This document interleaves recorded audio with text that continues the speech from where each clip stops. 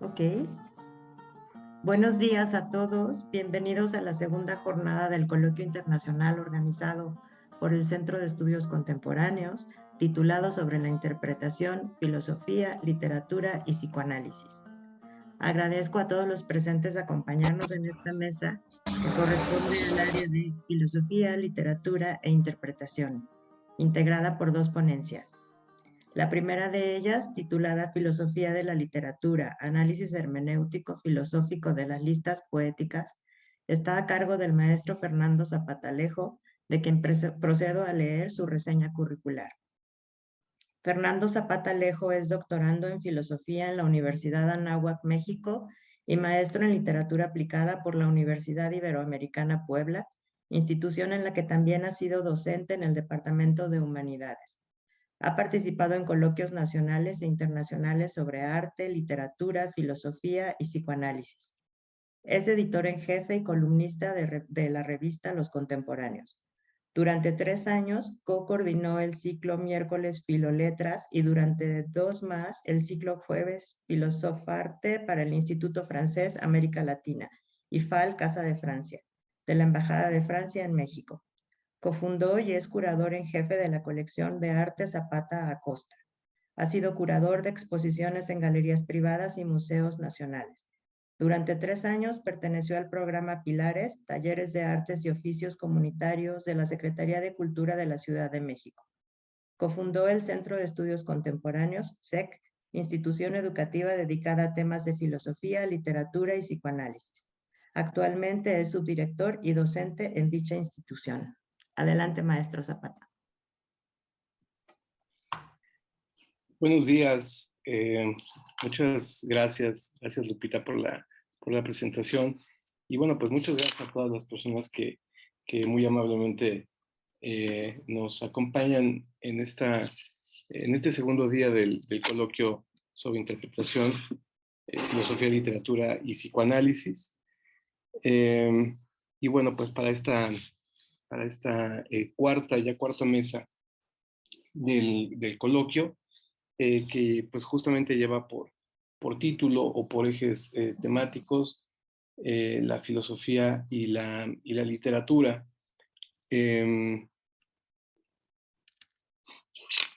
Yo he preparado un texto que no voy a poder leer completo porque es muy extenso. Voy a leer una parte y voy a comentar otra. Y bueno, pues justamente para iniciar, pues me gustaría hacerlo a partir del título justamente de esta mesa, es decir, sobre la literatura y la filosofía y sobre la relación que hemos pensado que tiene, no digo que no la tenga, pues, pero tal vez en algún momento sea, sobre todo en la posmodernidad y a partir de los posmodernos franceses, se ha llegado a pensar que tanto filosofía y literatura son, son lo mismo. Así incluso lo menciona Derrida, para quien la filosofía no es más que un género u otro género literario. Esto no es ingenuo, por supuesto, ¿no? Sobre todo si lo pensamos, por ejemplo, a partir de la forma que tienen tanto literatura como filosofía. En algunos momentos se comparte la forma que presentan estos dos ámbitos de conocimiento. Nosotros hemos pensado de manera clásica, de manera tradicional, por ejemplo, a partir de los géneros. Sabemos que inicia una larga tradición de los géneros literarios con Aristóteles y hemos pensado que existirían tres grandes formas. Hay muchas otras, por supuesto, pero tres grandes formas de la literatura. Es decir, la narrativa, la poesía y el ensayo, ¿no? Repito, hay muchas otras y hay algunos géneros o subgéneros, como le quieran llamar, que podríamos ubicar dentro de estos tres grandes grupos. narrativa, poesía y ensayo. Por el otro lado, la forma de la filosofía, hemos pensado de manera clásica que es la del ensayo académico, la del ensayo filosófico. Sin embargo, eso es cierto, ¿no? Sin embargo, con Nietzsche, por ejemplo, nos hemos podido dar cuenta de que la filosofía no tiene únicamente esa forma. Es decir, la filosofía puede adquirir la forma del aforismo, por ejemplo, con Nietzsche. La filosofía puede tener la forma del diálogo, como con Platón, ¿no? Incluso, y aquí, bueno, pues justamente volvemos a pensar en un posmoderno francés, incluso para un pensador como Deleuze,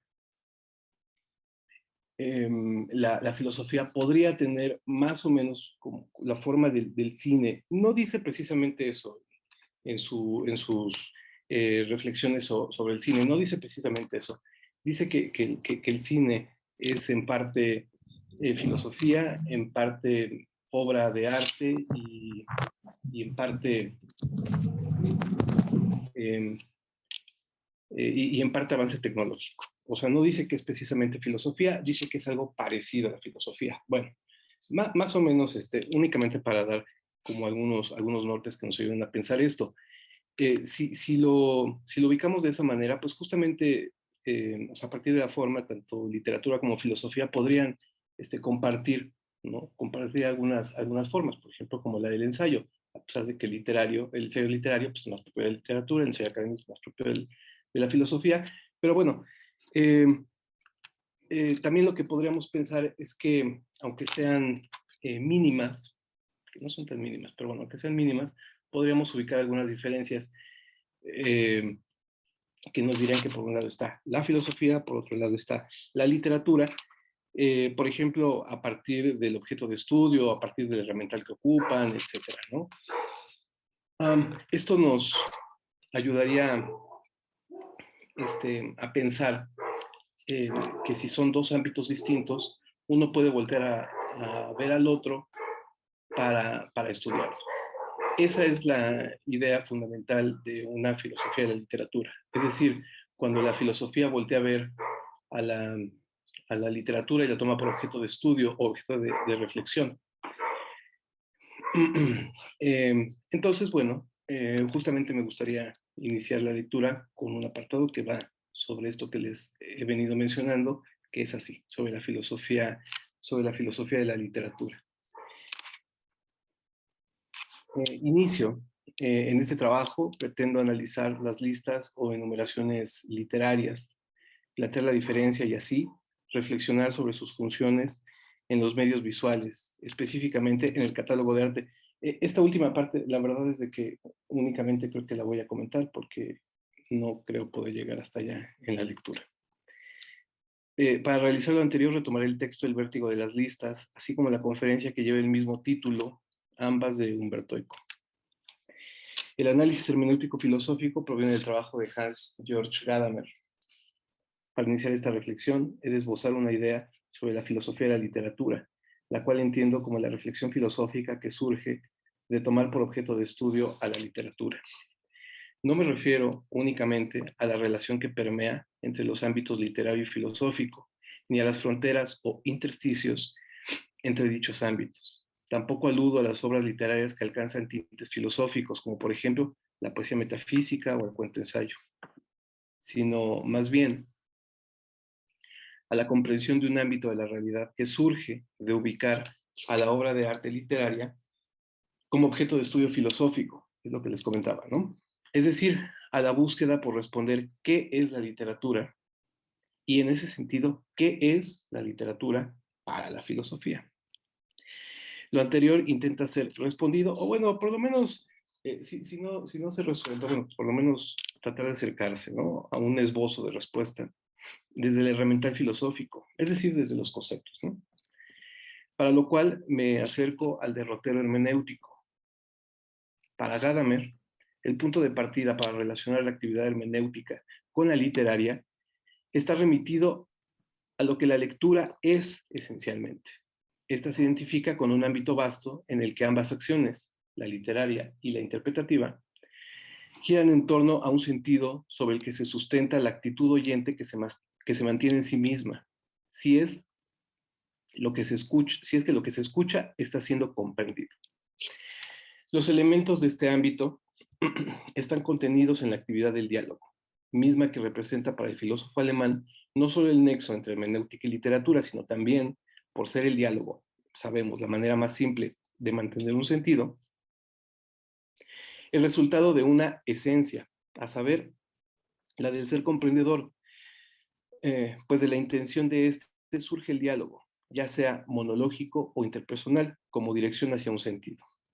Con lo anterior, Gadamer presenta una ampliación del concepto de literatura, haciéndola desembocar en una acción idéntica al diálogo mismo, pues lo que en él se ejecuta de modo efectivo no es otra cosa que la incorporación de palabras en un sentido, las cuales adquieren en el diálogo una referencialidad más amplia. De aquí que la actividad literaria no difiera en realidad de la estructura de un diálogo, en el que el escritor o lector hablan consigo mismo y ponen las palabras dentro de un hilo conductor en el que ya no son exactamente ellas, sino más bien momentos de un discurso que va quedando pronunciado. Cito: el modo de ser de la literatura tiene algo peculiar e incomparable y plantea una tarea muy específica a su transformación en comprensión. Por eso, la capacidad de lectura, que es la de entenderse con lo escrito, es como un arte secreto. En él parecen cancelados el espacio y el tiempo, dice Gadamer. De suerte tal que comprensión es, más que un modo de interpretación, una práctica común entre interlocutores, lector, texto, autor, que se mantienen conversando, es decir, un puente de comprensión, establecen un puente de comprensión, toda vez que hay un sentido que sostiene el oír y el hablar. Gadamer manifiesta que, cito, el texto literario es justamente un texto en un grado especial porque no remite a un acto lingüístico originario, sino que prescribe por su parte todas las representaciones y actos lingüísticos. Exige que se haga presente su figura lingüística y no solo se cumpla su función comunicativa, no basta con leerlo, es preciso oírlo, siquiera con el oído interior. Hasta ahí la cita. Esta presencia de la figura lingüística del texto, la actitud precomprensiva en la que las palabras hacen acto de presencia como expresión, establece que responde a la armonía de sentido, que es a su vez la que ha requerido una figura lingüística. Así, Reiner Franco señala que en el texto literario las palabras se autopresentan, cito, se autopresentan en su realidad sonora, la cual, junto con el discurso que surge de las palabras, está unida a la comunicación de sentido. De todo esto podemos percibir que la particularidad de la obra literaria está orientada hacia el mantenimiento de un discurso que sigue de algún modo un sentido previo a él. De donde hablar o escribir es la realización de tal sentido, desde lo que se dice, desde la palabra misma, y no la representación de una idea central en la que el discurso es un medio. Hasta ahí la cita. Para Gadamer, las palabras del texto literario hablan y conforman un sentido que justifica la continuidad del discurso, es decir, son ellas mismas, desde y más allá de su significado, el verdadero sentido del texto, de donde la distinción entre sentido y figura se funda en un proceso dialéctico. Es importante subrayar que toda práctica hermenéutica tiene la forma de un diálogo, que de no ser por un sentido implícito, no podría pronunciarse una sola palabra que pudiera dar continuidad a dicho diálogo. Este diálogo es una conversación que alguien mantiene, bien sea consigo mismo o con otra persona. Dichas formas de conversación no difieren entre sí si se mira la esencia del diálogo en lo interno de la conversación, o sea, en el decir y dejar decir. Tal vez la mayor dificultad para comprender esta ampliación gadameriana del concepto de literatura sea la pretensión de que lo hermenéutico constituya la esencia de los textos literarios. Una idea, sin duda, que debe discutirse y ampliarse. Finalmente, la idea de una filosofía de la literatura radica, por un lado, en la tesis de que la obra de arte literaria no yace en la técnica literaria, como pretenden mostrar, por ejemplo, algunos programas de creación literaria o talleres literarios. Y por el otro, que la naturaleza de los textos literarios es, sin duda alguna, susceptible de reflexión filosófica. En este sentido, la literatura de listas es un ejemplo que guía esta reflexión. Avanzo hacia el punto 2, sobre literatura de listas. Avanzo entonces en la idea anterior. En El vértigo de las listas, conferencia que Humberto Eco ofreció en el marco de la Escuela de Barroco, Barroco y Comunicación de la Universidad Internacional Menéndez Pelayo en España en 2011, menciona que la lista es un género literario más extendido de lo que se cree. Cuando intenté reunir en una antología listas célebres para el libro El vértigo de las listas, me di cuenta de que podía usar solo una pequeña parte de la incalculable serie de grandes y célebres listas que aparecen en la historia de las distintas literaturas, dice Eco. Para él, este tipo de textos tiene su origen en la Grecia antigua. Cito: en todo caso, el primer ejemplo de lista aparece en Homero, en la Ilíada, y confrontando con su contrario la descripción de la forma.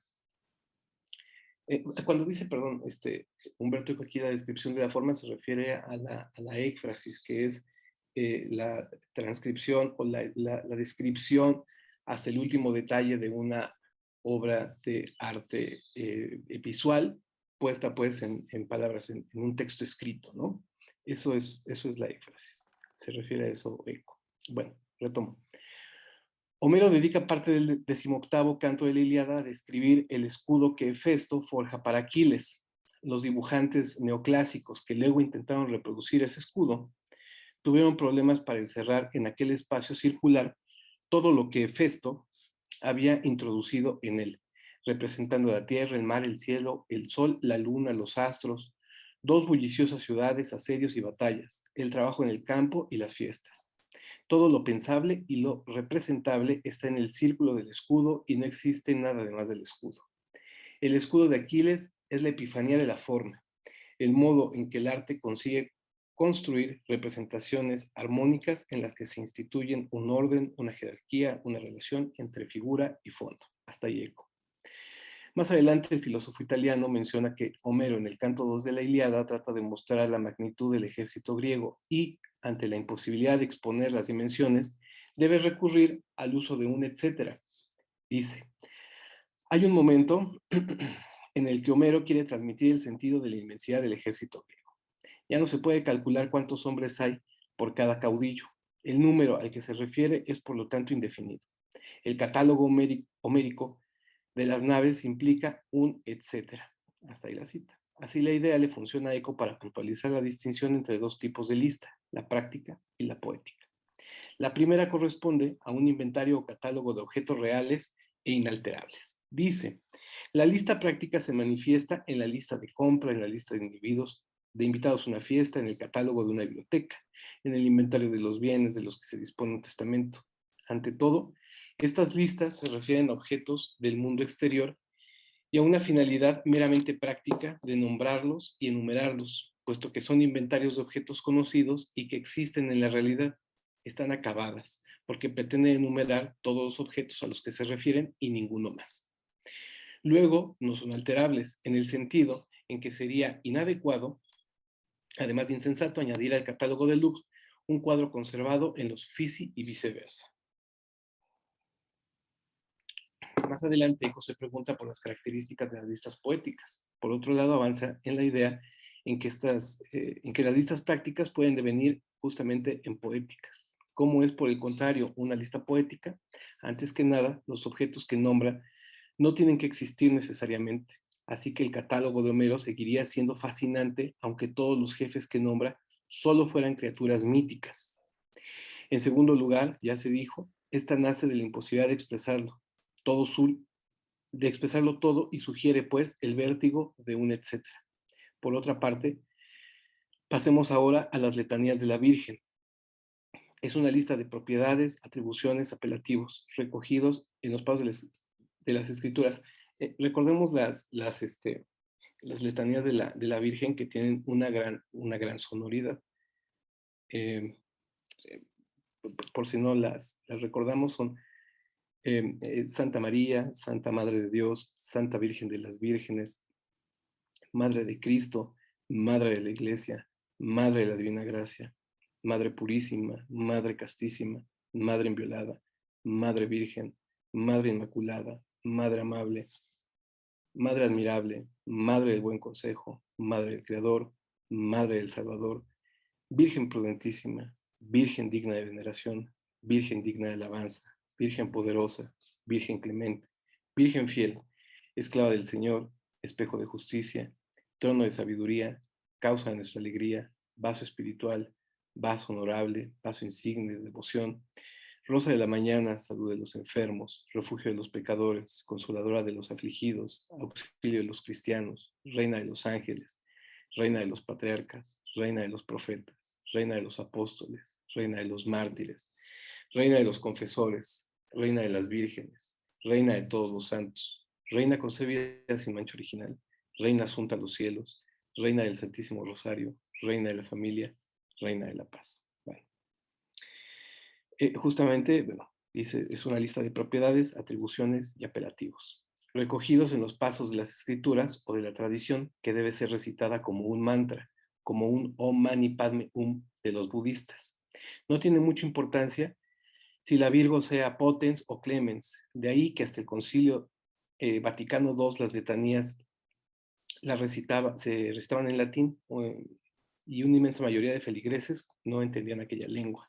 Lo importante es sentirse atrapados por el vértigo sonoro del elenco y cuéntales canción rítmica de los adjetivos y por un tiempo suficientemente largo. Las letanías terminan por razones de economía litúrgica, pero en principio podrían continuar hasta el infinito. Eran listas aparentemente prácticas, los largos elencos de mirabilia típicos de las enciclopedias grecorromanas y medievales, como la Historia Naturalis de Plinio, que sin embargo se convertían finalmente en listas poéticas. Es decir, empezaban prácticas, terminaban poéticas. El vértigo de las listas, bueno, hasta ahí ¿no? El vértigo de las listas avanza hacia la idea de la poética de la lista por la lista, así como el uso del elenco o enumeración caótica en la literatura moderna, citando 3 ejemplos. 1. El Aleph, importante cuento de Borges en el que se describe lo que el protagonista observa justamente pues, en el Aleph, esta esfera en el que contenía todas las cosas del mundo. Un espacio cósmico en el que convergen todas las cosas del mundo. 2. Oda a Federico García Lorca, poema de Pablo Neruda en el que profesa gran cariño por el escritor español. Y 3. La lista de los animales de la enciclopedia china Emporio Celestial de Conocimientos Benévolos, también de Borges. El máximo ejemplo de lista incongruente, a tal punto, dice a tal punto que puede permitirse el lujo de ser breve. Bueno. A continuación, la lista de Borges. Estos supuestamente son los animales que aparecen en esa enciclopedia, en esa supuesta enciclopedia china, ¿verdad? A. Pertenecientes al emperador. B. Embalsamados. C. Amaestrados. D. Lechones. E. Sirenas. F. Fabulosos. G. Perros sueltos. H. Incluidos en esta clasificación. I. Que se agitan como locos. J. Innumerables. K. Dibujados con un pincel finísimo de pelo de camello. L. Etcétera. M. Que acaban de romper el jarrón. N. Que de lejos parecen moscas. Bueno, esa es la enumeración. Es bastante breve, un tanto caótica y, bueno, verdaderamente fantástica. La clasificación resulta extraña, toda vez que incluye animales reales y fantásticos, pero, sobre todo, un etcétera, aparentemente sin sentido, ya que aparece en el medio de la lista, al igual que la mención de los animales incluidos en esta propia clasificación. En ese sentido, para Eco, cito, con la clasificación de Borges, la poética de la lista consigue su punto de máxima herejía y blasfemia en contra de cada orden lógico preconstruido. De ahí que no existe solo el gusto del elenco por sí mismo. De este modo se afirma que la lista no es tan solo un dispositivo lúdico, juego literario, sino más bien una forma de conocimiento, o sea, de desconocimiento, una crisis del saber establecido. Por consiguiente, es una forma retórica a la que acercarse con el máximo respeto. Hasta ahí la cita. Me acerco en este punto a una especie, digamos, de conclusión parcial para esta presentación, ¿no? En primer lugar, pues me gustaría hacer una breve recapitulación de la argumentación que he presentado. Por un lado, habría una propuesta de una filosofía de la literatura que supone que lo literario no habita o no se reduce a la técnica literaria y que puede ser estudiada esta, pues la literatura, desde el herramental filosófico. En este caso, desde la ampliación del concepto literatura, desde la idea de diálogo que se presenta, desde la idea de diálogo de Gadamer, ¿no? Entre lector y escritor a partir del texto, del diálogo entre lector y escritor, a partir del texto, es decir, lector y escritor dialogan a partir de un texto, el texto literario. Humberto Eco presenta la idea de que no todo texto escrito es literario sobre texto de las listas. Por un lado, existirían las listas prácticas, cuyo objetivo es, como el nombre lo indica, práctico. Es decir, las listas de objetos reales que tienen una finalidad específica, el catálogo de una biblioteca o la lista del súper, ¿no? Tienen una finalidad práctica, es decir, me recuerdan que ya se me acabó el azúcar y que tengo que ir a comprar más, ¿no? Bueno. Por el otro, se presentan las listas poéticas, cuya importancia radica en sentirse, así lo menciona Eco, en sentirse atrapados por el vértigo sonoro del elenco. Es decir, son en sí mismas y no tienen fines meramente prácticos. En este punto, bueno, recordemos que, por ejemplo, para un pensador como Gadamer, la importancia de la poesía pues radica más bien en el ritmo y en el peso de las palabras, ¿no? Eso sería lo que conformaría en lo que nos podríamos sustentar para pensar que estamos ante un texto poético, ¿no? El ritmo y el peso de las palabras, es decir, la composición. ¿Y qué hay con los catálogos de arte? Eco se pregunta por la naturaleza de estos listados. Cito: el catálogo de un museo representa un ejemplo de lista práctica, que se refiere a objetos existentes en un lugar determinado y como tal está necesariamente acabada. Pero ¿cómo tenemos que considerar un museo en sí o una colección cualquiera? Un viajero espacial que ignora nuestro concepto de obra de arte se preguntaría por qué en el Louvre están reunidas baratijas de uso común como vasijas, platos o saleros, con íconos de divinidades como la Venus de Milo, representaciones de paisajes, retratos de personas normales, residuos funerarios con momias incluidas, representaciones de criaturas monstruosas, objetos de culto, imágenes de seres humanos sometidos a suplicio, descripciones de batallas, crudos hechos que suscitan atracción sexual o incluso restos arquitectónicos, dice Eco. Ahora bien, el mismo autor ha propuesto que bajo ciertas circunstancias las listas prácticas pueden volcarse en poéticas.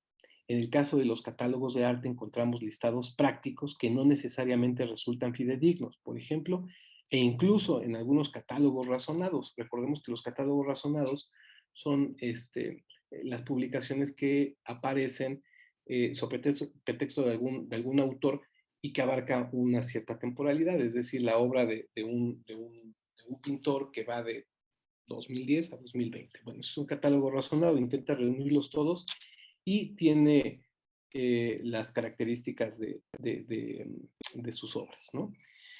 Pero tenemos un ejemplo. Rothko digamos, hace poco tiempo, por ejemplo, veíamos que su catálogo razonado no es tan preciso como pretendería ser un catálogo razonado, ¿no? Incluso en este catálogo de Rothko aparecen piezas falsas, ¿no? Aparecen imitaciones chinas, ¿no? Y por el otro, en el catálogo de arte conviven por lo menos dos naturalezas distintas, la escrita y la visual. Lo anterior, aunado a la idea de que los textos que se presentan en los catálogos son regularmente de carácter literario, como la biografía o el ensayo, podría ser el principio para considerar al catálogo de arte como un género independiente y no editorial, es decir, que esté subsumido o que está subsumido a exposiciones específicas o a las demandas del mercado, tal como lo señala el filósofo José María Herrera, quien dice: frente a quienes creen que el catálogo debe ceñirse a su objetivo primitivo, si es que el catálogo de las obras de un autor o de las piezas de una colección o un museo, incluir exclusivamente estas, si lo es de una exposición, conformarse con registrar los títulos exhibidos, etc., va abriéndose paso a la idea de que en su condición de libro debe disfrutar de plena independencia. y, por lo tanto, funcionar como un espacio de libre creación. Bueno, pues pues yo dejaría hasta acá por lo del tiempo y pues muchas gracias. Muchas gracias, maestro Zapata. Muchas cuestiones para reflexionar, ¿no? Me recordó también a un ensayo del maestro Ítalo Calvino, ¿no? Filosofía y literatura. Entonces, a lo mejor después podemos discutir más acerca de este tema y las listas que tratan de poner un orden en este mundo caótico también. Pero bueno, continuamos con nuestra sesión de hoy, con la segunda conferencia titulada Del cadáver al cuerpo, una interpretación de las fosas clandestinas en México, presentada por la doctora Tania Costa Ayala, de quien procedo a leer su reseña curricular. Tania Costa Ayala es practicante del psicoanálisis y artista visual.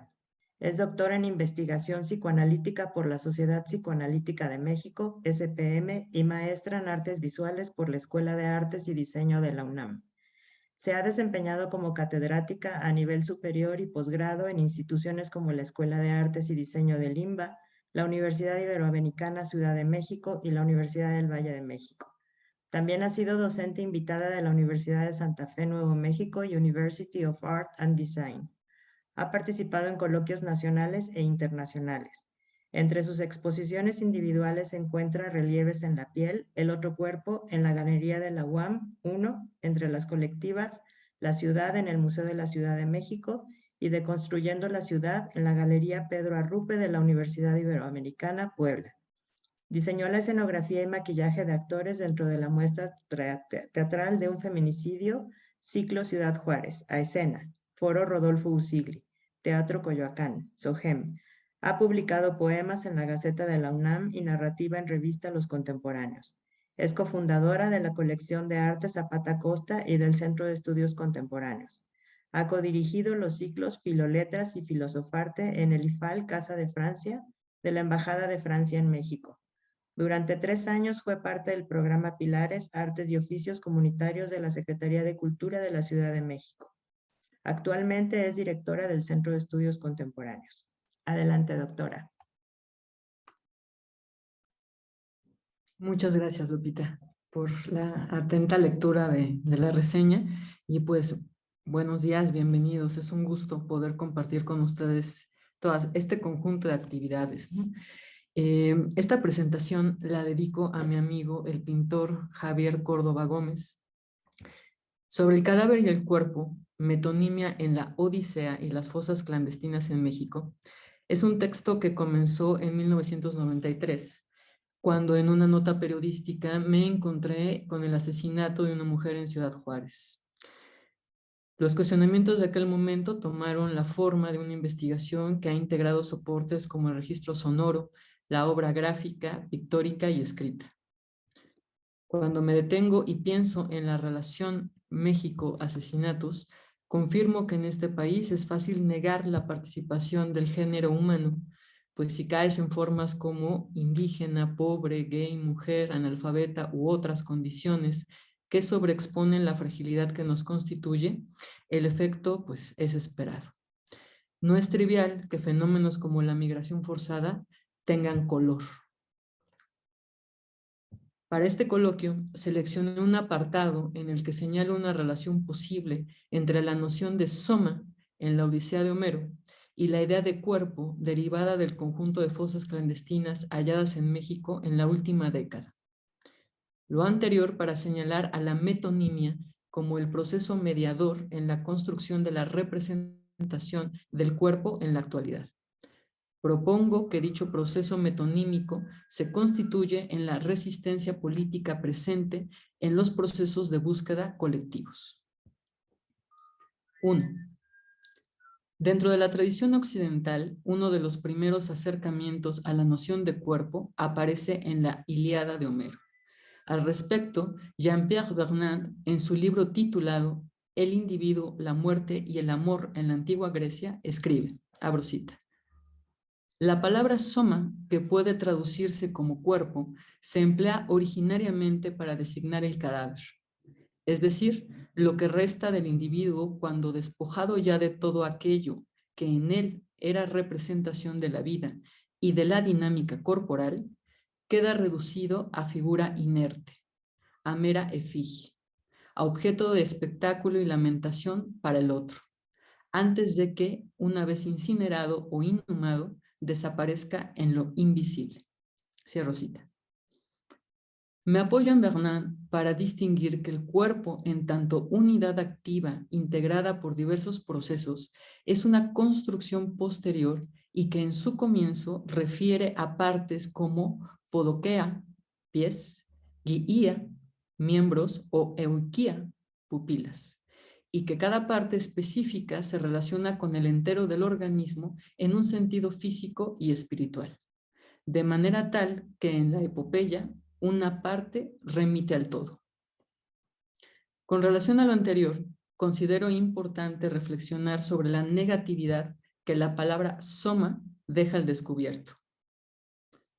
Un primer acercamiento es que el cadáver se presenta como la suspensión objetiva de un conjunto de procesos de orden biológico que relacionamos directamente con lo muerto. En ese sentido, la relación entre cadáver y muerte, por supuesto que no implica la respuesta al cuestionamiento de qué es la muerte, pero sí nos acerca a una de sus expresiones. Un segundo acercamiento es con lo que puede representar un cadáver. Tal cuestión indica un cambio de cualidad que va de lo monosémico a lo polisémico, ya que de la consideración del organismo como conjunto de funciones vitales, pasamos al potencial de significación del cadáver, entendido como referente de algo más. Al respecto de lo mencionado, cabe recordar que el campo forense avanza en el entendido de que todo cadáver cuenta su historia a través de los indicios en su materialidad, como si se tratara de un testigo. Dicha práctica de indagación muestra un modo de localizar claves que orientan sobre las causas físicas del deceso. Así, parece claro que para poder leer dichas claves se requiere de una formación y disposición que desplieguen al cadáver como texto. Es entonces que las intersecciones entre texto y lector admiten hablar de un cierto tipo de continuidad o vida del cadáver.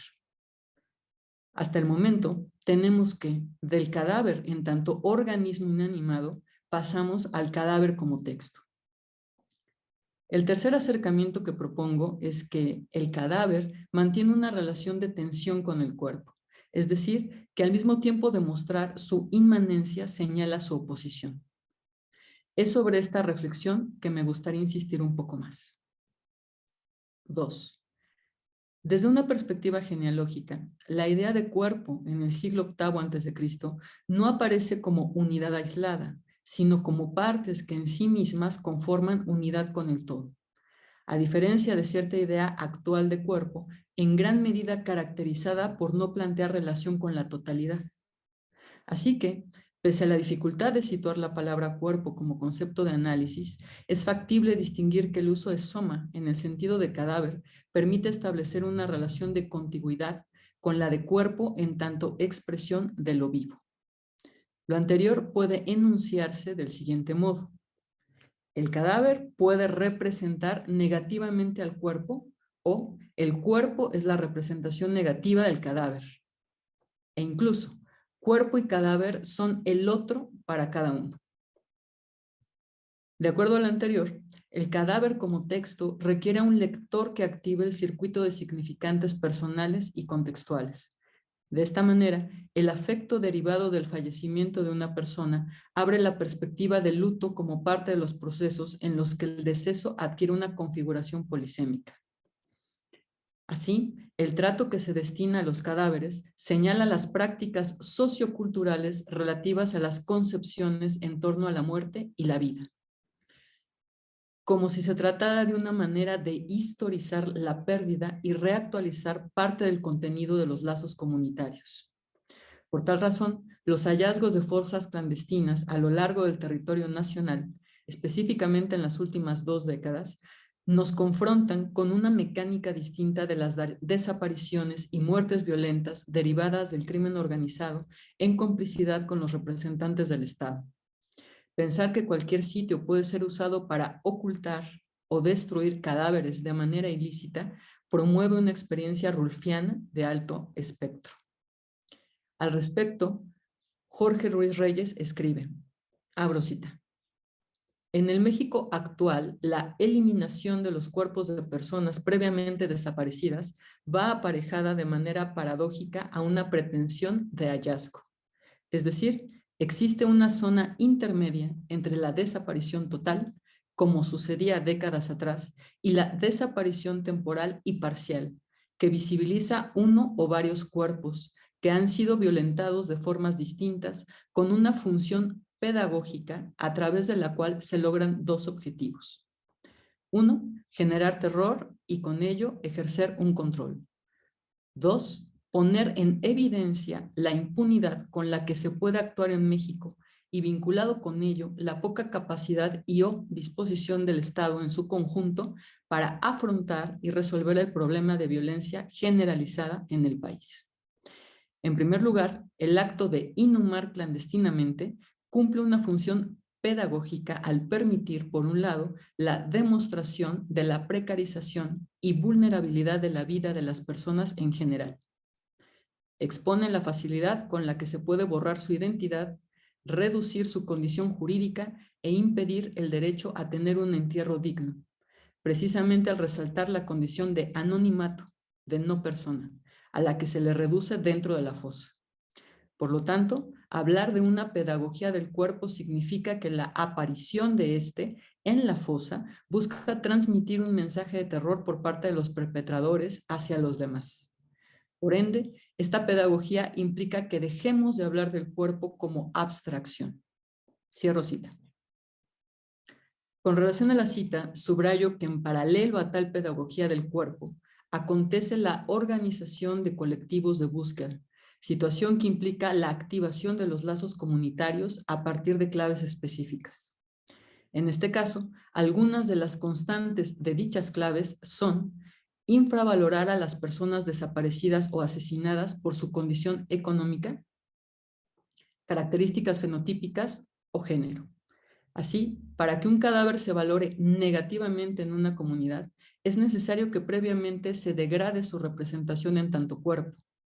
Lo anterior se ilustra en prácticas que segregan a grupos humanos por las características ya mencionadas. De acuerdo con ello, excluir al cadáver de un encuadre ritual tiene efectos en los procesos de configuración de la memoria colectiva, pues precariza la red simbólica de la que debiera ser parte activa. En este sentido, la sobreexposición de la vulnerabilidad de las personas facilita la suspensión de su potencial polisémico en dichos órdenes. A este respecto, los valores semánticos de las ceremonias mortuorias plantean operaciones simbólicas que proyectan el pathos en una relación socio-individual, de tal suerte que la experiencia del deceso, en tanto pérdida, puede encontrar la ocasión de reconfigurar la imagen de la persona fallecida a través de la idea de una entidad absoluta o bien de la comunidad como entidad suficiente. Con relación a esto, cabe recordar que Mircea Eliade señala que, abro cita, la experiencia profana mantiene la homogeneidad y, por consiguiente, la relatividad del espacio. Toda orientación verdadera desaparece, pues el punto fijo no goza ya de un estatuto ontológico único. Aparece y desaparece según las necesidades cotidianas. A decir verdad, ya no hay mundo, sino tan solo fragmentos de un universo roto, la masa amorfa de una infinidad de lugares más o menos neutros en los que se mueve el hombre bajo el imperio de las obligaciones de toda existencia integrada en una sociedad industrial. Cierro cita. Es importante atender que las prácticas culturales en torno a los cadáveres nos permiten comprender una parte de la vida en común. De modo que, al mismo tiempo que los rituales funerarios apuntalan diferencias entre culturas, confirman al símbolo como medio de relación entre el animal humano y la cosa. De ahí que los rituales sean un modo de objetivación de las posibilidades narrativas de los grupos humanos, así como de ligar el tiempo profano con el sagrado. En este sentido, el ritual funerario promueve un intercambio entre el anonimato y la experiencia social del reconocimiento. De acuerdo con lo anterior, el cadáver como texto puede provocar combinaciones diversas en el carácter de la organización política. Por tal razón, las acciones alrededor del cadáver son determinantes para la organización sociopolítica de una comunidad. 3. La representación política del cuerpo. La distancia entre cadáver y cuerpo ilumina la relación de continuidad espacial entre la parte y el todo. Además de que, como señalan Pearsman y Geertz, en ciertos casos la metonimia acepta extensiones metafóricas.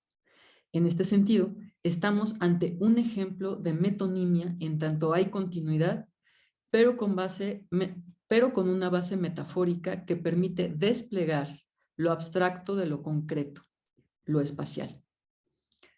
De acuerdo con lo anterior, si los deudos encarnan los vínculos de familiaridad que hacían del muerto una persona viva, tal activación puede situarse más allá del interés didáctico o científico, ya que obedece a circuitos lingüísticos que pueden expresar parte de lo espiritual y articular lo singular de la persona muerta en lo social.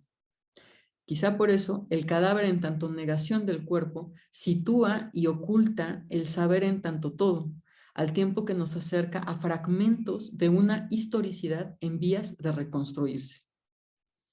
Escribe Jorge Ruiz al respecto. Abro cita. Mientras tanto, no nos cabe duda de que la poca eficacia de las leyes y políticas del Estado hacia la búsqueda e identificación tiene un profundo impacto comunitario y social, en la medida que obstaculiza el acceso al derecho a la verdad, la justicia y el duelo. De una realidad desgarradora rescatamos, sin embargo, el surgimiento de una lógica de resistencia en las comunidades y los grupos afectados. La sociedad mexicana está siendo testigo de cómo grupos de familiares de personas desaparecidas se aventuran en condiciones de precariedad y extremo riesgo en la realización de brigadas de búsqueda, procesos de exhumación e intento de identificación de los cuerpos o restos. Cierro cita. En correspondencia a la cita, las actitudes que una población muestra ante la muerte se encuentran relacionadas con la cultura de procedencia. En el caso de México, tal devenir histórico implica tradiciones de los antiguos pobladores de Mesoamérica y entrecruzamientos con las prácticas religiosas del judio-cristianismo, herencia de la cultura occidental. Dicho conjunto encamina el qué y cómo se hace con el duelo. Pero si no hay cadáver que pueda recibir los ritos correspondientes, los procesos de articulación social son una vía para sostener parte del proceso a partir de la ausencia. Tal vez aquí localicemos un pequeño espacio, ¿no?, del sentido de vivos se los llevaron, vivos los queremos, ya que el cadáver adquiere el estatuto de archivo y dota de cierta certeza la muerte. Cuando no está, la problemática deviene en otra cosa. Sin embargo, al no tenerlo, el reclamo se dispone a cuestionamientos de orden político. ¿A quiénes se llevaron? ¿Quiénes se los llevaron? Exigir su aparición está indicado por la cualidad de vida, pues se carece del proceso para dar fe de su deceso. Al respecto, considero que el conjunto de fosas clandestinas en México indican las condiciones reales de los derechos humanos para gran parte de la población. Sobreexplotación y desconocimiento por parte de los representantes del gobierno inciden en el deterioro de las relaciones comunitarias. Lo anterior adquiere otras dimensiones al pensar en lugares como la Bartolina en Tamaulipas, en donde encontraron casi media tonelada de restos óseos. En este sentido, los colectivos de búsqueda visibilizan operaciones que se articulan desde el registro político. El cuerpo que es motivo de movilizaciones y agrupaciones sociales es el que surge de las relaciones comunitarias al reconstruir su historia. La hija, el hermano, el padre, la madre o los amigos aparecen como representaciones historizadas. En este sentido, la potencia afectiva es el impulso conductor de tal articulación. Dichos cuerpos se configuran como territorios políticos a través del lenguaje del otro, que inscribe al cadáver en el circuito de relaciones culturales. Así, las fosas clandestinas, como lugares de exterminio, son una sedimentación de cadáveres que operan como indicios de un cuerpo por reconstituirse en la polis. Desde esta perspectiva, las fosas o cavidades clandestinas, al conducirse fuera de las determinaciones legales, dejan al descubierto que, 1. La lógica de discriminación y abuso diseminada por el aparato de los representantes del Estado promueve encuentros horizontales entre los representantes de la población civil. 2. La estructura del crimen organizado en complicidad con los representantes del Estado desgasta, diluye e incluso controla las exigencias de la población civil. 3. La geografía deviene imaginario de los vacíos institucionales, zonas en que se radicaliza la ineficacia de políticas públicas que reconozcan las demandas mínimas para sostener la vida cotidiana. Y 4. Que los diferentes tipos de violencia en las relaciones cercanas, la familia o la pareja, encuentran en la impunidad modos de anular la rendición de cuentas y extender el terror sistemático, actualizándolo en los intercambios más cercanos. Así, la mecánica que precede a las fosas clandestinas coloca en primer plano una escritura al margen que reclama integrarse a la historia. Una labor de traducción a través de la que las cenizas abran un hueco en el que el testigo se plantee como parte de una escena abyecta el horror de lo real en espera de su articulación simbólica vía interpretaciones que evidentemente requieren dialogar con los contenidos de la cartilla moral vigente. Esto es lo que tengo por decir. Muchas gracias por su atención. Muchas gracias, doctora Costa. Muy interesante la exposición, muy doloroso el tema y mucho para reflexionar, ¿no? O sea, es un círculo vicioso, yo creo, del que no sabemos cómo salir, ¿no? Al no reconocer a estos nadie, al no pensar en los, como los llama Rulfo, al no pensar en los nada, cómo se corta ese ciclo, cómo se sale de ahí. Es muy interesante y mucho para pensar. Pues ahora abrimos el espacio para las preguntas. Pueden abrir su cámara o micrófonos o pueden hacer sus preguntas por el chat. Y bueno, empezamos. Aquí tengo una de Alejandro González. Bueno, muchas felicitaciones para los dos. Excelente explicación, doctora Tania. Para el maestro Zapata también, excelente. Gracias, maestro Zapata. Alejandro González dice, la filosofía pretende llegar a la verdad argumentando sus conclusiones. La literatura interpreta el mundo y lo interpreta, como el teatro y la poesía. Pero no me queda claro qué es primero. De estas disciplinas, ¿cuál marca el rumbo?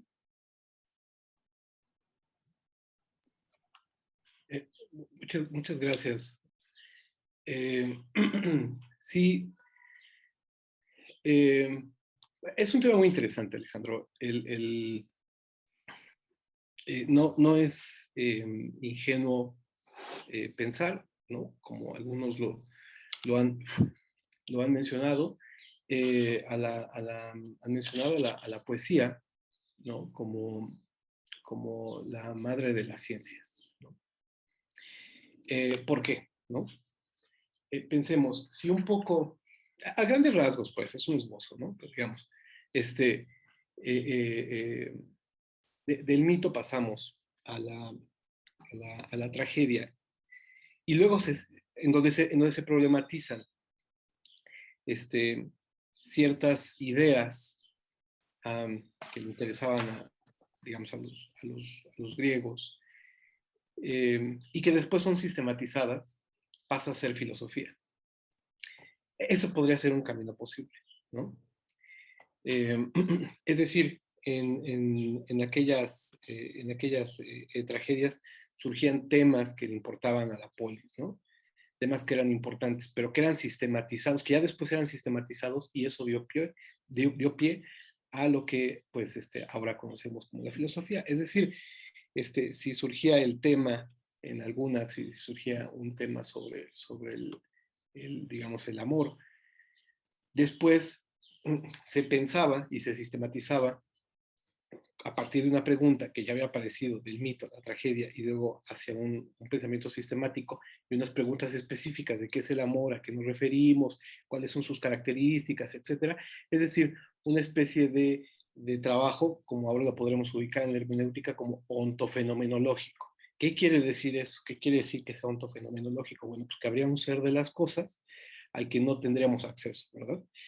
Pero del que sí podemos acercarnos a los fenómenos, ¿no?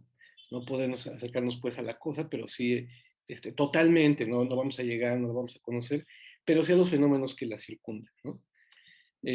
A lo que se desprende. Es decir, en el caso de la literatura, pues nos podemos acercar a las figuras literarias, nos podemos acercar a la retórica, a la ficción, a la metáfora, a la metonimia, a la sinécdoque, etcétera, etcétera, etcétera, etcétera. Aunque eso no es propiamente de la literatura, pero sí nos acercamos a los fenómenos que están alrededor de eso, ¿no? Por eso decimos que es como ontofenomenológico. Es una idea de cómo pensar, que en el principio, pues, estuvo la poesía, ¿no? Gracias, Alejandra. Gracias, maestro. María Olano pregunta, felicidades, doctor. Quisiera bibliografía que mencionó. No pude anotarla completa. Soy María Leticia Olano Sánchez.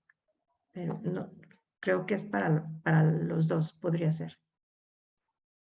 Gracias, doctora. Verónica Alejandra para todos. Tema para reflexionar. Eugenia Peralta, gracias.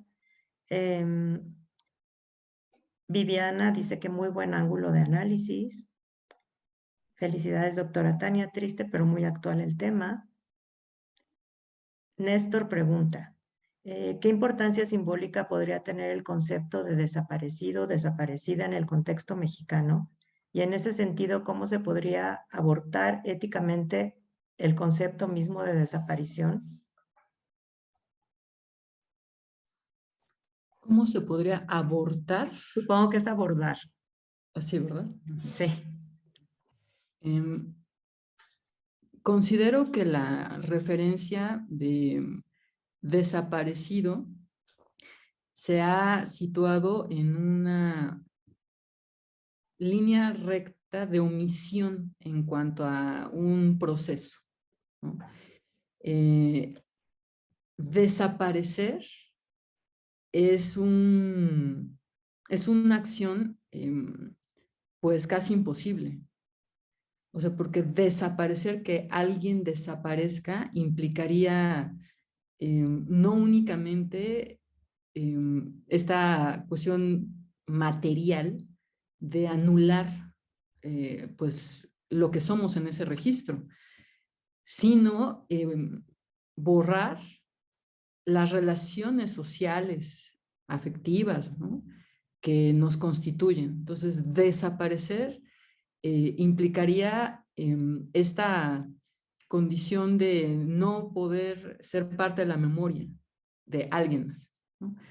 Por supuesto, también de la colectiva, ya sea en una extensión muy cercana o más amplia, ¿no?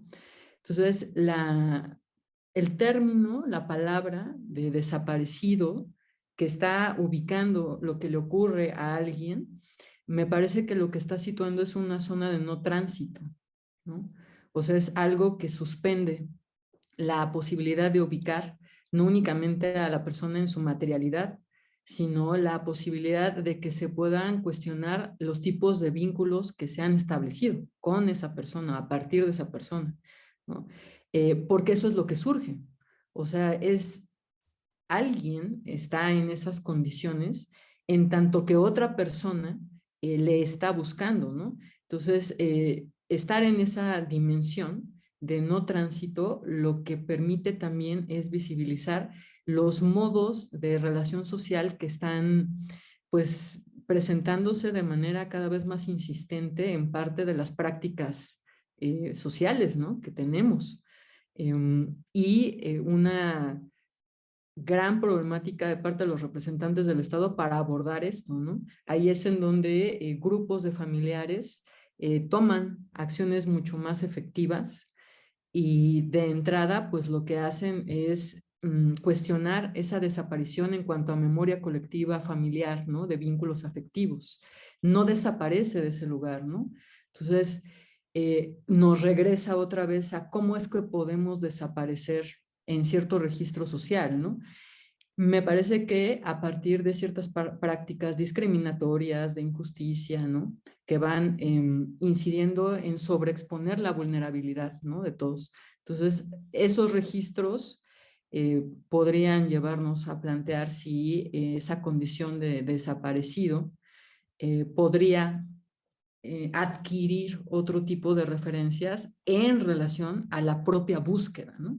O sea, porque lo que se está buscando implica una activación del lazo social, ¿no? A mí me parece que ahí está parte de la potencia que puede cuestionar esos representantes del Estado, ¿no? O sea, desde esa praxis. Gracias, doctora. Jacobo Venegas tiene una pregunta. Si quiere abrir su micrófono. Sí, muchas gracias. Saludos a todos los del Centro de Estudios Contemporáneos y quien con ellos tuvo a bien armar este coloquio. Estoy muy contento y sorprendido por los temas que se han hablado hoy. Yo tengo dos preguntas, una para el maestro Fernando Zapata y la otra para la doctora Tania, a quienes mando un fuerte abrazo. Para el maestro Fernando, estoy de acuerdo con él en esta diferenciación entre filosofía y literatura. Y quiero preguntarle cómo podemos ubicar el aspecto estético en esta diferenciación, en esta intención de aproximarnos a una filosofía de la literatura, puesto que creo yo que uno de los aspectos que diferencia o que puede diferenciar la literatura de la filosofía es precisamente el bien escribir, y me refiero a la belleza. La literatura está prácticamente obligada a hacer un escrito bello. Entonces, la primera pregunta para el maestro Fernando es esa: ¿dónde podemos ubicar la estética, el aspecto estético en esta aproximación a la filosofía de la literatura? Muchas gracias al maestro Jacobo, a quien, por cierto, mañana van a poder escuchar en su ponencia. Él nos va a hablar de la filosofía, de la composición literaria. Sí, es un aspecto, por supuesto, el estético, muy importante, y en el que hay que poner o prestar especial atención, ¿no? Por supuesto. Comparto completamente, estoy totalmente de acuerdo en que la literatura está prácticamente obligada, o bien está obligada, y quitaría el prácticamente, a ser bella, ¿no? A estar bien escrita. Creo que algo complicado sería decir que la filosofía no lo está también por el otro lado. Sin embargo, bueno, parece que ese no es el objeto principal de la filosofía, ¿no? El objeto principal de la filosofía más bien es la búsqueda por la verdad a partir de la argumentación que se sustenta en conceptos, ¿no? Esa argumentación que se sustenta en conceptos en algunas ocasiones no aparece necesariamente bella. Sin embargo, la literatura sí bien que lo es, ¿no? Sería una de los requisitos mínimos que tendríamos que exigirle a la literatura. Es un punto difícil, por supuesto, sobre todo si nos acercamos a algunos textos. No quisiera caer yo en un lugar común, ¿verdad? Y decir como como algunos textos que bien no son contemporáneos y entonces por ser contemporáneos no son como de suficiente nivel estético, porque pues eso más bien sería como una especie de lugar común. Pero bueno, bien cierto es que lo podemos pensar así, ¿no? Si a veces nosotros nos acercamos a algunas publicaciones becadas por el FONCA, por ejemplo, pues podemos poner a discutir eso. De bello a veces no tienen absolutamente nada, ¿no? Yo me he encontrado con algunos poemarios que son verdaderamente horribles. Y eso nos podría indicar que tal vez no pertenecen al ámbito literario. De entrada, o sea, podemos pensar, cuando nosotros nos acercamos a un texto escrito, por alguna especie, si queremos verlo así, de una hasta intuición, que no necesariamente estamos ante literatura. Es decir, si yo me acerco a listados, por ejemplo, si me acerco a listados como la lista que yo hago cuando voy al supermercado, o una receta para cocinar un pastel, podría pensar, o bien por ejemplo, también a un instructivo para programar la televisión, no necesariamente estoy ante literatura, estoy ante un texto escrito, eso es cierto, pero no necesariamente ante la literatura, hasta de manera intuitiva lo podemos pensar. Sin embargo, cuando nos acercamos a un cuento que ha sido escrito de manera bella, de la misma forma, un poco intuitiva, podemos suponer, podemos pensar que estamos ante literatura, ante aquello que hemos llamado literatura. Ahora bien, deberíamos ubicar, y esa es la propuesta de parte de la propuesta de la filosofía de la literatura, ver qué es, o fijarnos bien en cuáles son los elementos que vamos a estudiar, ¿no? ¿Qué elementos literarios vamos a estudiar? Únicamente las figuras literarias. A veces algunos piensan en los nombres de los autores, algunos piensan, aunque esto sería más propio como de la teoría literaria, las características del texto literario, es decir, que cumpla con ciertos requisitos, por ejemplo, un cuento que tenga un principio, que tenga un nudo, que tenga un final, que tenga personajes, que esté escrito en un tiempo, etcétera, etcétera. Sin embargo, tal vez desde la filosofía de la literatura tendríamos que ampliar la pregunta y tendríamos que verlo de manera más general, como lo propone Gadamer, y luego lo extiende Ricoeur, por supuesto, con la idea de texto, ¿no? Pensar qué es el texto y cómo se nos presenta el texto. ¿Qué es el texto? Pues sabemos que el texto viene de textos de textere, que quiere decir entrelazar, ¿no? Es decir, un texto es todo aquello que es interpretable y que está entrelazado por un sentido. Para la filosofía de la literatura, ese entrelazamiento sería lo que tendríamos que estudiar, y ese entrelazado tendría que ser necesariamente bello, ¿no? Es una discusión compleja, yo entiendo, ¿no? Pero más o menos creo que va por ahí la cosa. Perdón, espero haber respondido, más o menos esbozado alguna especie de respuesta. Gracias. Claro, maestro, muchas gracias. Sigue extendiéndose el material para nuestras charlas órficas. Tengo otra pregunta para la doctora Tania. Más que una pregunta, quiero externarle mi asombro y mi sorpresa por la necesidad de manejar un tema como ese, tan terrorífico, de la manera en que lo hizo.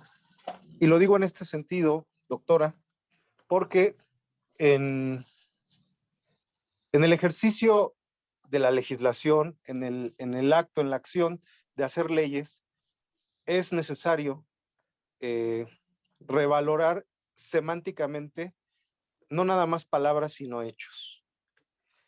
Y una de las cosas que hacen falta a la hora de que los que hacen las leyes y condenan con conceptos algunos actos, es que en este asunto de las desapariciones y en esta realidad de terror en México que se ha convertido en campos de exterminio, que podemos encontrar en varios puntos del país, campos de exterminio,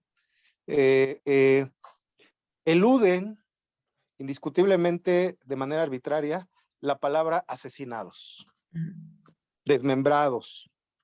Estos eufemismos de desaparición y algunos otros, creo que sí es necesario avanzar en la reconceptualización o en la reconfiguración del valor semántico, no nada más, repito, de las palabras, sino de los actos. Es muy necesario para la acción legislativa, para la técnica parlamentaria, para quienes hacen las leyes, llevar estos temas, la manera en como usted lo hace, doctora, porque tendremos que dar un paso adelante, todos, academia, sociedad civil, políticos, etcétera, autoridades, para ir haciendo cada vez más reducido el espacio de acción que puedan tener estos grupos para que México no se convierta en el país, en todo un país que sea un campo de exterminio. Entonces, la manera en cómo ha conducido el tema, algunas cosas que señaló, me parece absolutamente necesarias. Yo le doy las gracias por manejar el tema de esta forma y quiero solicitarle respetuosamente que se ahonde en ese tema, que afine o extienda con miras a, ¿por qué no?, entregarlo o presentarlo ante quienes hacen las leyes, ¿no? O ante comisiones, institutos o autoridades políticas, ¿no? La academia debe de estar presente, creo yo. Muchas gracias. No, pues muchas gracias por el comentario, también por situarlo y por darle ese contexto, ¿no? Me parece que también tiene un vínculo fuerte con lo que Néstor estaba señalando en cuanto a esta cuestión del ethos, ¿no? De una cierta costumbre, de una cotidianidad que compartimos y que también no es fija, ¿no? Sino que se va transformando. Entonces, este continuo de referencias transitan en diferentes tonos que pueden caer también en una lista, pensando ahorita en la complejidad de lo que ha presentado el maestro Fernando, ¿no? De enlistar, que tiene varios efectos posibles, ¿no? En algún momento, esta repetición de nombres de personas a las que habían asesinado se podía contar, era contable de manera directa, o sea, eso se podía llevar a cabo, ¿no? Y ha devenido en una acción que requiere lapsos extremadamente prolongados, ¿no? Entonces, esta forma de hacer archivo me parece que está incidiendo en el modo en cómo llevamos a cabo la costumbre cotidiana, ¿no? Cómo intercambiamos esas pérdidas, cómo hacemos o no hacemos algo con esas referencias más cercanas o más lejanas, ¿no? Entonces, el marco en el que nos desenvolvemos, en el que participamos, de alguna u otra manera participa de eso, ¿no? Y pensarlo o tratar de plantearnos un diálogo entre los actores civiles, pero también políticos, pues podría llevarnos a un modo de ubicación y de actividad distinto, ¿no? Incluso en la propia recepción, en la recepción de lo que se escucha, de lo que se mira, ¿no? Me parece, por ejemplo, que en el ámbito de la literatura, a últimas o recientes fechas, hay un conjunto de referencias que dan cuenta de la incidencia de estas condiciones, ¿no? Pienso, por ejemplo, en uno anterior, como es el apando, ¿no?, de revueltas, en donde hay un conjunto de problemáticas que se van situando desde la relación del carajo con su madre hasta la propia dinámica del encierro y el encierro dentro del encierro, ¿no? Además. Entonces, si nos movemos un poco en otras latitudes, podríamos señalar, por ejemplo, narrativa como la de Fernanda Melchor, ¿no?, en Tiempo de Huracanes, o también, no sé, pienso en Canción de Tumba de Julián Herbert, ¿no?, por mencionar algunas. Y podríamos plantearnos qué es lo que está ahí, ¿no?, ante qué nos encontramos, porque hay un tratamiento, por supuesto, literario, ¿no? A partir de cierta técnica. Y también hay un espacio en donde eso llega a otro tipo de elaboración, como en series de Netflix o bien otras ubicaciones, ¿no? Y son productos que se consumen, y habría también un cierto consumo provocado, ¿no? por ciertas condiciones de lo establecido, ¿no? En el mercado, que tal vez incide en las referencias para poder hablar sobre estas problemáticas, ¿no? Sobre condiciones que van pues teniendo efectos, ¿no? En ningún momento estoy diciendo si es adecuado o inadecuado, que eso, el tema se puede filtrar, y lo hace y lo ha hecho en diferentes ámbitos, ¿no? Me parece que esa no es la discusión. O sea, la discusión no es si el escritor tiene que no escribir sobre eso o tiene que hacerlo de determinada manera. Me parece que no está ahí la discusión, sino más bien qué tanto podríamos tener un cierto tipo de planteamiento, de posicionamiento en relación a lo que está incidiendo en la realidad cotidiana colectiva, ¿no?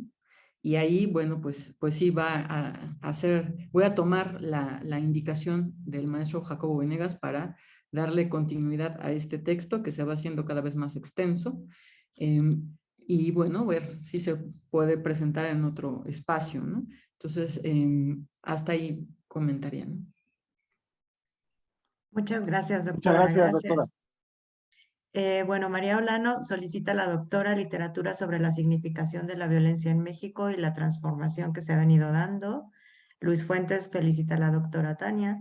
Adriana Cortés, uniendo quizá estas dos reflexiones, ¿cómo podríamos utilizar a las listas como herramientas de investigación o como unidad de análisis en temas de violencia de género? ¿Se podría?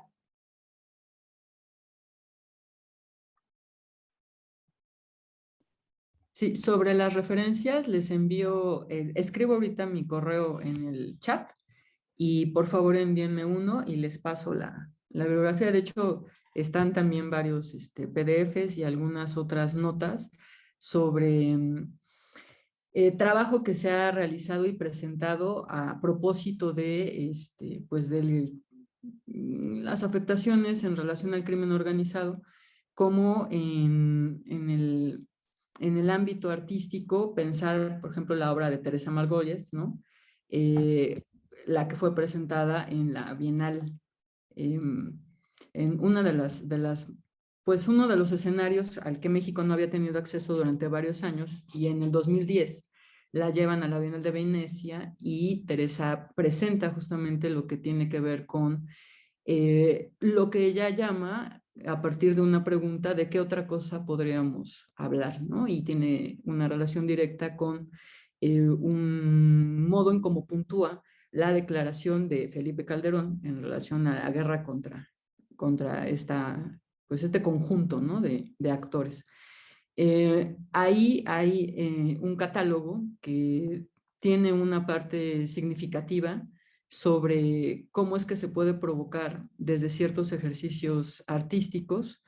Me parece que la discusión sobre el tema de si eso es o no una obra de arte podría darnos oportunidad para más bien otro, pues como otra mesa, ¿no? O algo por ahí, porque es bastante extenso, pero la oportunidad de situarlo a nivel político y de que se visibilice eso, pues bueno, lo que sí permitió y continúa permitiendo es que haya una atención específica ante lo que genera también otras problemáticas, ¿no? Porque podríamos pensar también en una problemática que se ha venido ubicando como un cierto juego de estetización de la violencia, ¿no? Entonces, ahí habría que pensar a qué nos referimos cuando escuchamos esto o hablamos de esto, y cuáles serían algunas claves de organización, pues de los hechos que nos permitieran tomar una participación más bien activa y no nada más pasiva de consumo, ¿no? Me parece que ahí hay una cuestión importante, ¿no?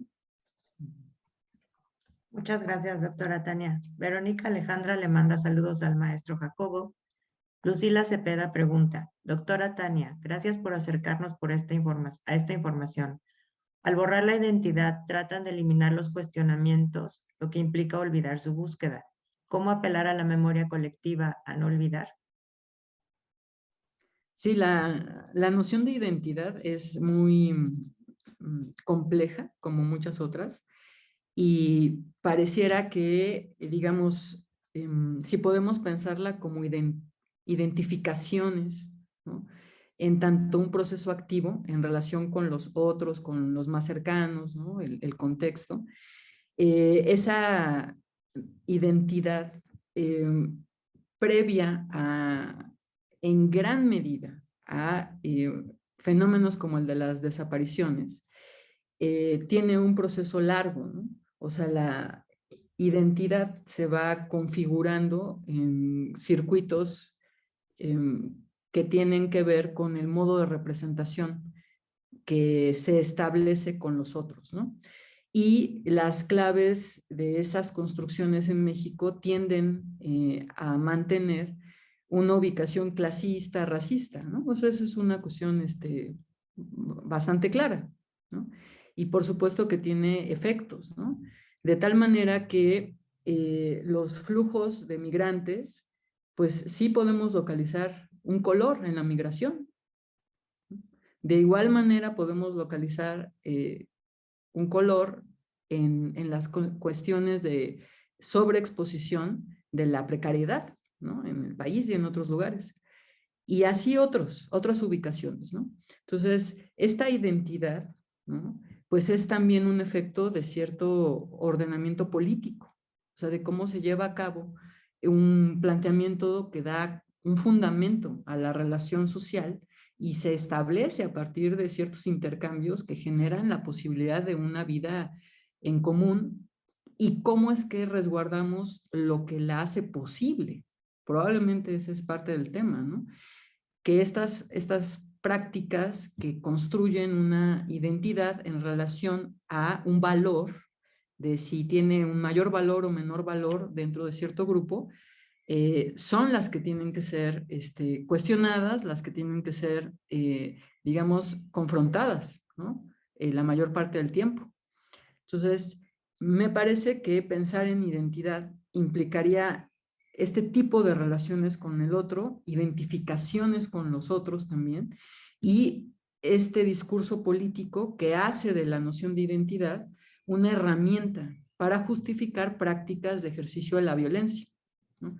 Entonces, eh, considero por ahí eso, ¿no? Muchas gracias, doctora. Jacobo Venegas tiene levantada la mano todavía. No sé si quiere hacer otra pregunta. No, Maestro, discúlpame. Ya no, perdón. gracias. ¿Alguien más tiene alguna otra pregunta antes de terminar? Ya nos queda muy poquito tiempo, entonces tenemos que aprovechar que tenemos aquí a nuestros dos expositores.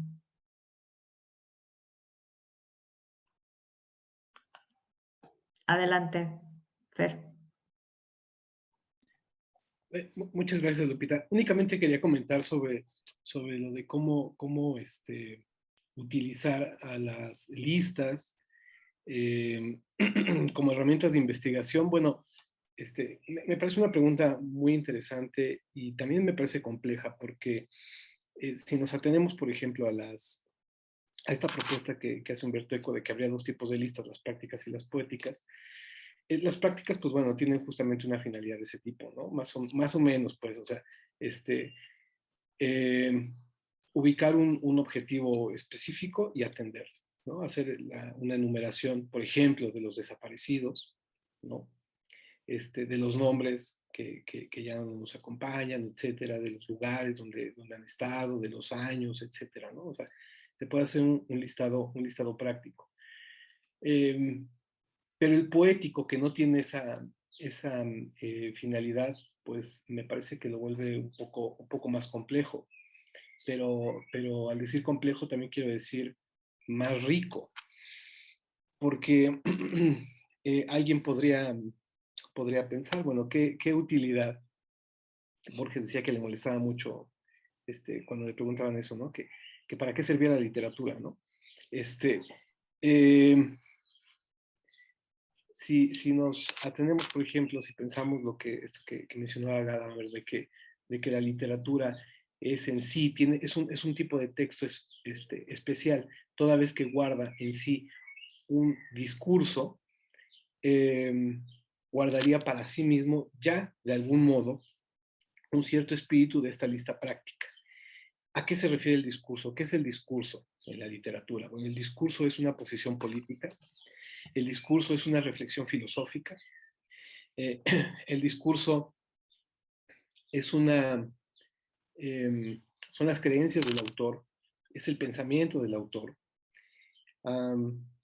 Podríamos incluso pensar de manera un poco más práctica, que es incluso un espíritu de denuncia del autor, aunque ese no es el espíritu de la literatura, porque ahí ya nos acercaríamos más a la o sea, si pensamos que la literatura es como una denuncia social, nos acercaríamos más a la idea del periodismo.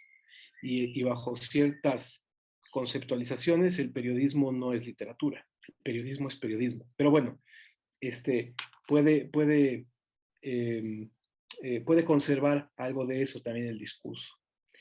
En ese sentido, pues bueno, creo que tanto leer como escribir, como acercarnos a estos listados y ubicar de qué manera, qué es lo que nos interesa y de qué manera lo podemos ubicar, nos puede enriquecer mucho en esto que preguntaba Adriana, ¿no? Únicamente eso, Lupita. Gracias. Muchas gracias, Fer. No sé si alguien más tenga otra pregunta, aprovechando que nos quedan 2 minutos.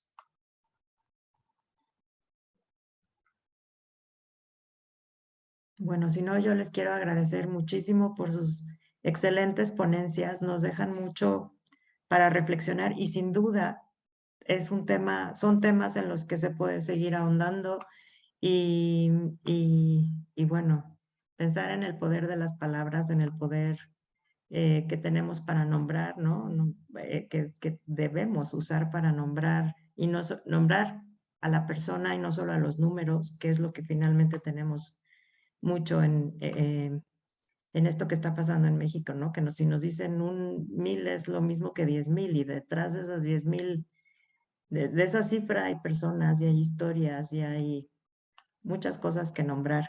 Entonces, yo les agradezco porque de verdad son temas muy actuales y muy punzantes también. Pues no me queda más que despedirlos e invitar a todos los participantes a unirse a la siguiente mesa que empieza a las 11:40. Tenemos 10 minutitos para ir a tomar un cafecito o algo. Y pues muchísimas gracias por la invitación al Centro de Estudios Contemporáneos también. Y seguimos muy pendientes de todas las mesas siguientes. Gracias.